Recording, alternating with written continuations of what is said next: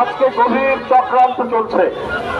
আজকে রাষ্ট্রের ভেতর বাইর থেকে গভীর চক্রান্ত চলছে এবং আচ্ছা ঠিক আছে, গভীর চক্রান্তের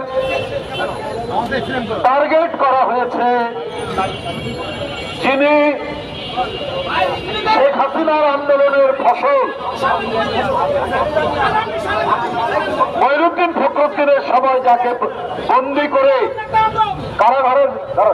কারাগারের ভিতরে শারীরিকভাবে নির্যাতন করা হয়েছে বিএনপির ভারপ্রাপ্ত চেয়ারম্যান তারেক রহমান।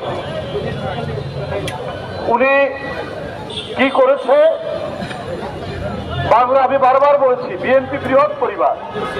আজকে অনেকেই রাতারাতি ব্যাগের ছাতার মতো কিছু লোক বিএনপির নাম ভাঙিয়ে অপকর্ম করার চেষ্টা করছেন কোথাও কোথাও।